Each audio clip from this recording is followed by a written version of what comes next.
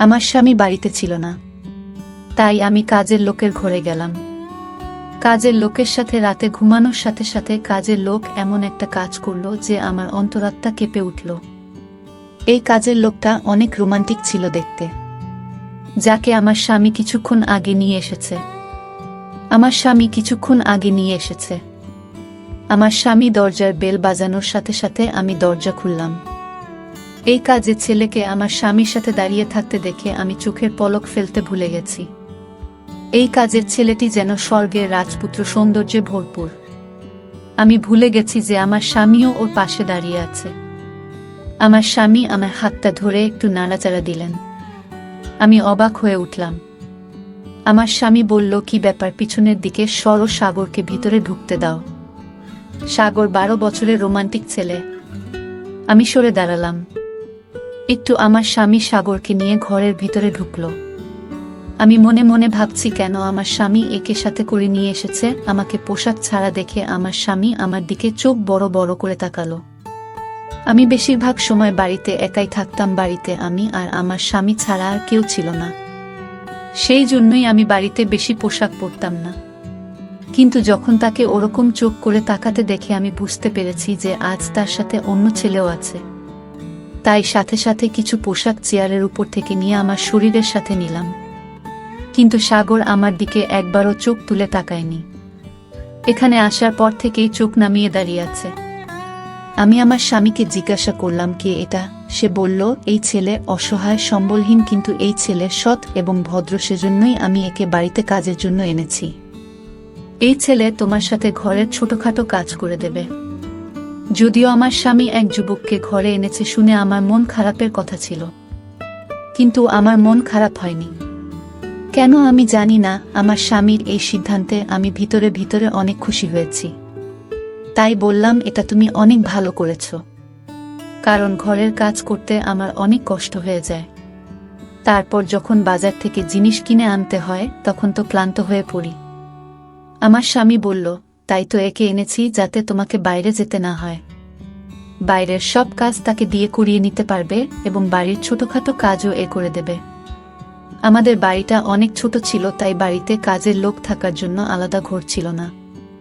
কিন্তু আমার স্বামী এই ছেলেটির জন্য বাড়ির স্টোর রুম খালি করে দিয়েছে। আমার স্বামী সেখানে একটা খাট এনে রেখেছে এবং ফ্যানও দিয়েছে। আমার স্বামী একটি প্লেটে খাবার নিয়ে স্টোর রুমে ওকে খেতে দিয়ে এলো। আমার স্বামী আমাকে বলল, যখন কোনো কাজ থাকবে না তখন এক বাড়ির ভিতরে বেশি সময় থাকতে দেবে না, একে স্টোর রুমে থাকতে বলবে। আমি বললাম, ঠিক আছে। কেন জানি না, আমার ভিতরে অদ্ভুত চিন্তাভাবনা আসে, ফলে সারা রাত শান্তিতে ঘুমাতে পারিনি আমি। চোখ বন্ধ করলেই চোখের সামনে ভেসে ওঠে সাগর মুখটা।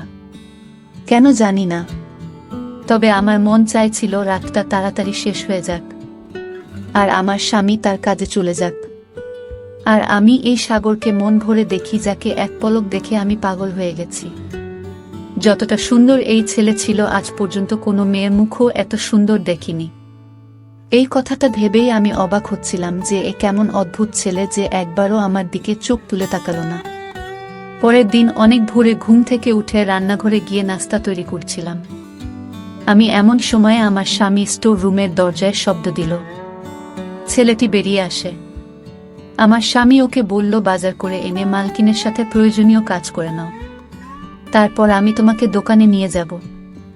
এই কথা শুনে আমি চিন্তায় পড়ে গেলাম যে কেন আমার স্বামী একটি দোকানে নিয়ে যাবে। সে তো একই ঘরের কাজের জন্য নিয়ে এসেছে। আমি খাবার তৈরি করা বন্ধ করে বাইরে বেরিয়ে এসে বললাম, একে কোথায় নিয়ে যাবে? একে তো ঘরের কাজের জন্য এনেছো, তাই না? আমার কথা শুনে আমার স্বামী প্রথমে আমার দিকে অদ্ভুতভাবে তাকালো, তারপর বলল, সারাদিন এখানে এ কি করবে? এখনো 1 ঘন্টা বাকি আছে, তুমি যে কাজ করতে চাও করিয়ে নাও, তারপরে একে আমি আমার সাথে দোকানে নিয়ে যাব, আর একবারে রাতে আমার সাথে ফিরবে। তারপরে রাতে তোমার যে যে কাজ বাকি থাকবে তা করে দেবে। কথাটা শুনেই আমার মনটা খারাপ হয়ে গেল। আমি ঘরে এসে নাস্তা রেডি করলাম, আর ছেলেটিও রান্নাঘরে এসে বলল, দিদি, তোমার কোনো কাজ থাকলে বলো, আমি তাড়াতাড়ি করি। ওর দিকে ঘুরে তাকালাম। এখনো মাথা নিচু করে কথা বলছিল। ওর দিদি বলা শুনে আমার শরীরে কেমন যেন রাগ হয়ে গেল। এটা সত্য যে আমি ওর চেয়ে কয়েক বছরের বড়, কিন্তু দিদি তো মোটেও না। আমি বললাম, দেখো, আমার নাম সুদীপা, আমাকে সুদীপা বলেই দেখো। আমার এত বয়স হয়নি যে আমাকে দিদি বলে ডাকবে। আমি অনেক খুশি মনে ওকে এই কথাটা বললাম।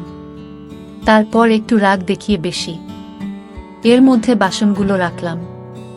আমি আর ওকে বললাম বাসনগুলো ধুয়ে তারপর রান্নাঘর পরিষ্কার করে যাবে, এই বলে আমি বেরিয়ে এলাম। আমার স্বামী রেডি হচ্ছিল। রেডি হয়ে নাস্তা শেষ করে এদিকে সাগর সব কাজ করে ফেলল। বাজার থেকে জিনিস নিয়ে এসেছিল। তার কিছুক্ষণের মধ্যেই আমার স্বামী ওকে দোকানে নিয়ে গেল। কেন জানি না আজকের দিনটা অনেক কষ্টে কাটিয়েছি। আমার মনে হচ্ছিল সময় যেন থেমে গেছে। আমি বারবার ঘড়ির দিকে তাকাতে থাকলাম, যদিও প্রতিদিন আমার সময় দেখতে দেখতেই কেটে যেত, কারণ ঘরের কাজে সারাদিন ব্যস্ত থাকতাম। আমি তাই মনে হতো দিনটা অনেক তাড়াতাড়ি পার হয়ে গেল, কিন্তু আজ যেন সময় পার হচ্ছে না। এই অস্থিরতায় আমি অনেক কষ্ট পাচ্ছিলাম। বারবার আমার ওই ছেলের কথা মাথায় আসছিল। আমার স্বামী রাতে আসার সময় হওয়ার আগেই আমি তাড়াতাড়ি রুমে গিয়ে ভালো পোশাক পরে মেক আপ করলাম, এমনকি আমার চুলগুলো ছেড়ে দিলাম। যদিও আমার বিয়ে হয়েছে 7 বছর, আমি কখনই আমার স্বামীর জন্য এভাবে সাজিনি। বিয়ের প্রথম 1 মাস নিজেকে সুন্দর করে সাজাতে, এরপরে আমি ঘরের কাজে এত ব্যস্ত হয়ে পড়ি যে সাজার কথা মাথাতেই আসতো না আমার। কিন্তু আজকে কেন জানি না আমার নিজেকে সুন্দর করে সাজাতে মন চাইল। আমাকে সবাই সুন্দরী বলতো। বয়স প্রায় 30 বছর হলে কি হবে? আমার সুন্দর চেহারার কারণে বেশিরভাগ মানুষ আমাকে অবিবাহিত বলেও মনে করত। আমি যখনই আমার স্বামীর সাথে কোথাও যেতাম সবার চোখ আমার দিকে আটকে থাকত, কারণ আমার স্বামী চেহারা ভালো ছিল না। তার অনেক বড় শরীর এবং উচ্চতাও কম, আর আমি সুন্দরী। সেজন্যই আমার কাজের ছেলে সাগরের চেহারা দেখে আমার মনের মধ্যে কেমন যেন হচ্ছে, আমার মনের ভিতরে গোলাপ ফুল ফুটে উঠল। রাতে আমার স্বামী ঘরে ঢোকার সাথে সাথে আমাকে দেখে অবাক হয়ে গেল, কিন্তু আমার চোখ শুধুমাত্র সাগরের দিকে। আমি অনেক কষ্টে সারাটা দিন পার করেছি, কিন্তু একটা অদ্ভুত ছেলে, কারণ ও আমার দিকে একবারও চোখ তুলে তাকায়নি। আর এটা আমাকে ভিতর ভিতর আরো কেমন করে তুলল। কিন্তু আমার স্বামী আমাকে দেখে অনেক খুশি। খাওয়া দাওয়ার পরে বলল, সুদীপা, চলো তোমাকে নিয়ে লং ড্রাইভে যাই। তোমাকে দেখতে অনেক সুন্দর মনে হচ্ছে। কিন্তু আমি তো তার জন্য সাজিনি। যার জন্য এত কষ্ট করে সাজালাম সে আমার দিকে একবারও চোখ তুলে তাকালো না। আমি চেয়েছিলাম ও আমাকে দেখুক এবং আমাকে দেখার পর তো অবাক হোক, কারণ আমিও দেখতে কম সুন্দরী। কিন্তু অত সোজা স্টোর রুমে চলে গেল। আমি আমার স্বামীকে বললাম, আমার মাথা ব্যথা করছে, আমি কোথাও যেতে পারবো না। এই বলেই আমি আমার রুমে চলে এলাম। আমি হাতের চুড়িগুলো খুলে সামনে ড্রেসিং টেবিলে রাখলাম এবং মেকআপ তুলে পোশাক পরিবর্তন করে ফেললাম। আমি শুয়ে শুয়ে ভাবতে থাকলাম কিভাবে এই ছেলের মন জয় করব। আমার মাথায় একটা আইডিয়া এলো, তাই আমার স্বামীর ওঠার আগেই আমি ছাদে চলে গেলাম। ভিজে পোশাক শুকোতে দিতে গিয়ে ইচ্ছাকৃতভাবে আমার পা মুড়িয়ে নিলাম, আর ব্যালেন্স রাখতে না পেরে সিঁড়ি দিয়ে নিচে পড়ে গেলাম। আর আমার পা খারাপভাবে ব্যথা পেল। যা আমি ভেবেছিলাম ঘটনাটা তার বিপরীতে হয়ে গেল। আমি চিৎকার করে কাঁদতে থাকলাম। আমার স্বামী এবং সাগর দুজনেই ঘর থেকে দৌড়ে বেরিয়ে হলো। আমার স্বামী আমাকে ছাদের সিঁড়ির নিচে পড়ে থাকতে দেখে জিজ্ঞেস করল, কি হয়েছে?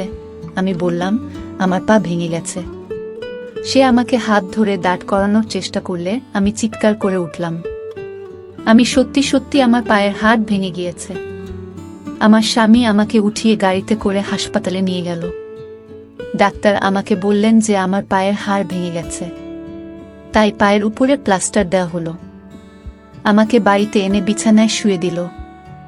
আমার স্বামী টেনশনে পড়ে গেলেন এবং বললেন, এখন আমি কিভাবে দোকানে যাব? সাগরকে দোকান চালাতে পাঠিয়ে দেয়। তারপরে আবার বললেন, সাগর দোকানে যাওয়ার কদিনই বা হলো, ও কি দোকান চালাতে পারবে? আমি আমার স্বামীকে বললাম, তুমি দোকানে যাও, সাগরকে এখানে রেখে যাও, আমার কিছু দরকার হলে ওকে বলবো। আমার স্বামীও রাজি হয়ে নিজের কাজে চলে গেল। আমি মনে মনে অনেক খুশি। যদিও আমার পায়ে অনেক ব্যথা হচ্ছিল। আমি পা নাড়াচাড়া করতে পারছিলাম না, কিন্তু আমার মনে শান্তি ছিল। অনেক স্বামী চলে যাওয়ার সাথে সাথে আমি সাগরকে ডাকলাম এবং আমার কিছু পোশাক খুলে সামনের সোফায় ফেলে দিলাম। সাগর আমার রুমে ঢোকার সাথে সাথেই নিচের দিকে তাকিয়ে বলল, বলুন। আমি চেয়েছিলাম ও আমাকে দেখুক, তাই আমি ওকে আমার কাছে আসতে বললাম। সাগর আমার কাছে এসে জিজ্ঞেস করল, বলুন কি বলবেন। আমি রান্না করতে পারি, তাই রান্না করে ফেলেছি। রান্নাঘর এবং ঘরও পরিষ্কার করে ফেলেছি। আমি ওকে বসতে বললাম।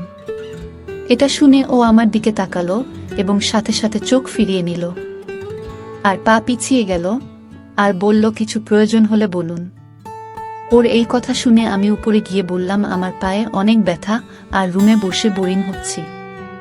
বাইরে ব্যালকনিতে বসবো, তুমি আমাকে ধরে বাইরে নিয়ে বসিয়ে দাও। আমি চাইছিলাম ও আমার কাছে আসুক, কিন্তু ও এই কথা শুনে অবাক হয়ে বলল, আমি কাজ করতে পারবো না। রাতে স্যার এলে তবেই বের হতে পারবেন। এই বলেই রুম থেকে বেরিয়ে গেল। আমার অনেক রাগ হচ্ছিল যে ও নিজেকে কি ভাবে। আমি যতই ওর কাছে যাওয়ার চেষ্টা করছি, ও তো আমার থেকে দূরে পালাচ্ছিল। কিন্তু একদিন সুযোগ পেয়ে গেলাম। আমার স্বামী কাজের জন্য বাড়ি থেকে বের হয়েছে। অমনির সাথে সাথে ইচ্ছা করে এমনভাবে চিৎকার শুরু করলাম যেন আমি পড়ে গেছি। আমি খাট ধরে কোনো রকম মাটিতে বসলাম এবং এমন ভাব করলাম যেন বিছানা থেকে পড়ে গেছি।